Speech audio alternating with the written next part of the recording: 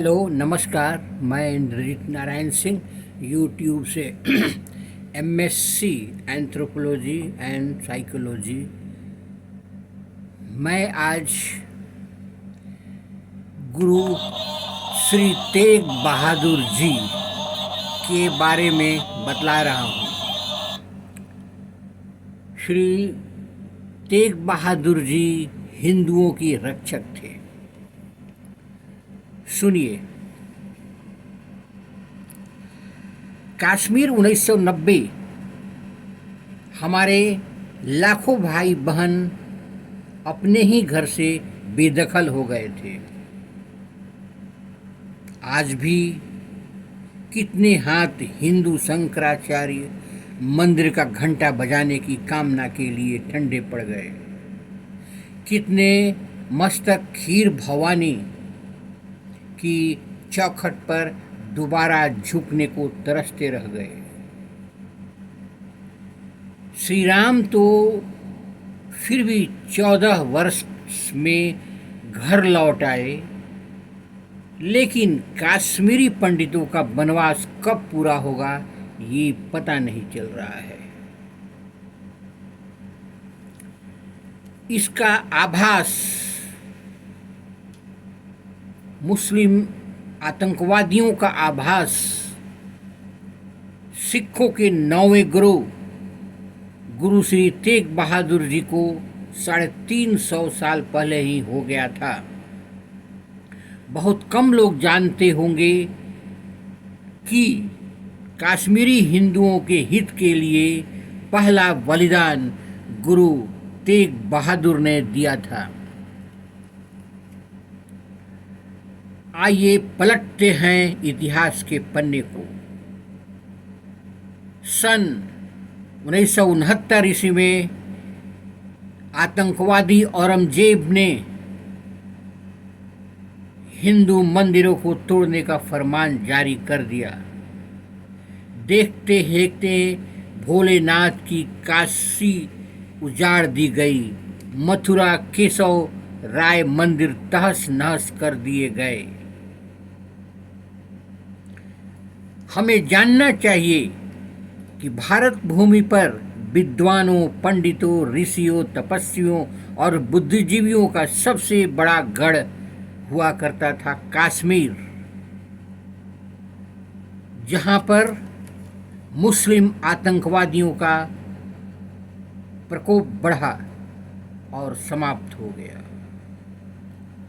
जगत गुरु आदि शंकराचार्य पैदल चलकर कश्मीर से लेकर केरला तक भ्रमण किया। अभिनव गुप्त, उत्पल देव जैसे दार्शनिक, चरक, बागभट्ट, आयुर्वेदाचार्य, कालिदास और मुद्रक जैसे साहित्यकार, पंचतंत्र के रचयिता विष्णु शर्मा, नाट्यशास्त्र रचने वाले भरत मुनि, कश्मीर उनकी कर्म भूमि थी। एक आतंकवाद, विदेशी आतंकवाद जिसे आक्रांता कहा जा रहा है,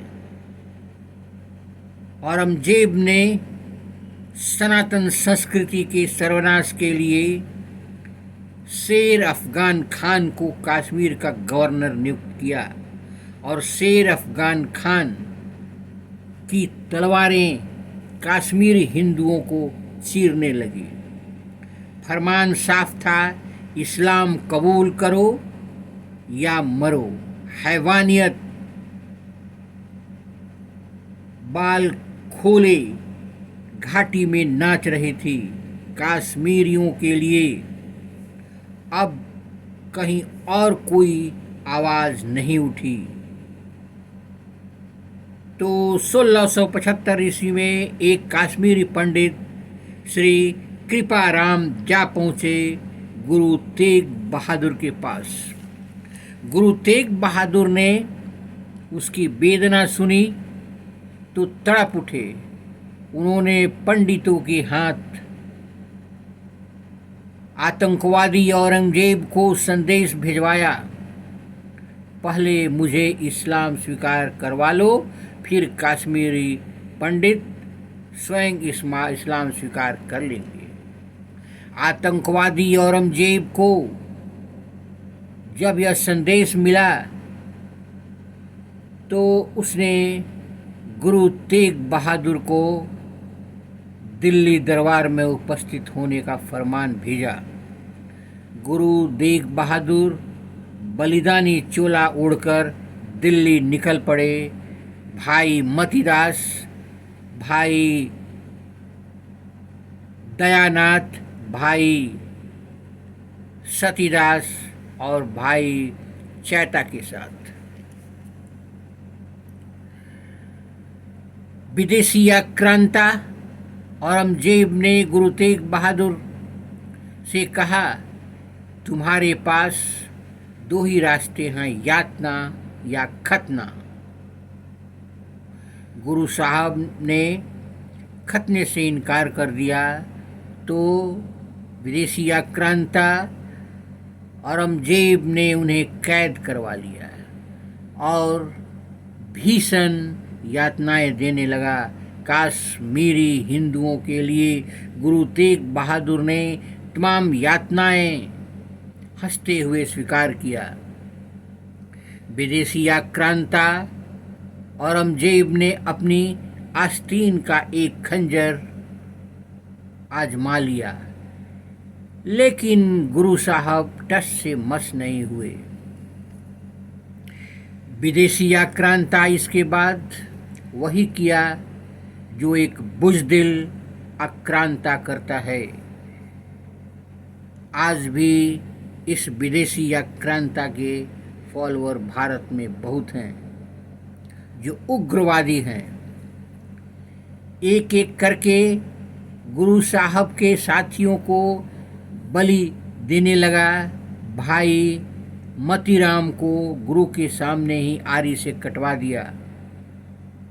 भाई दयानाथ को खौलते पानी में डालकर मरवा दिया। भाई सतीदास को रुई में लपेटकर आग लगा दी, लेकिन गुरु तेग बहादुर साहब के एक भी शिष्य को औरंगजेब सजदा नहीं करवा पाया। औरंगजेब एक विदेशी आक्रांता था, वे हिंदुओं पर दया करना नहीं सीखा था। आज भी उसके फॉलोअर भारत में बहुत हैं। आखिर में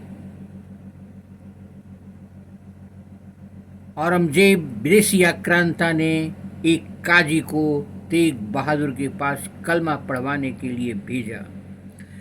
गुरु तेग बहादुर साहब ने उसी काजी से आक्रांता औरंगजेब को संदेश भिजवा दिया, धर्म नहीं छोड़ूंगा, प्राण छोड़ने को तैयार हूँ। 11 नवंबर 1675 को दिल्ली के चांदनी चौक पर श्री तेग बहादुर साहब जी का सर धड़ से अलग कर दिया गया। ये था कश्मीरी पंडितों के लिए गुरु तेग बहादुर जी का सच्चा बलिदान। धन्यवाद।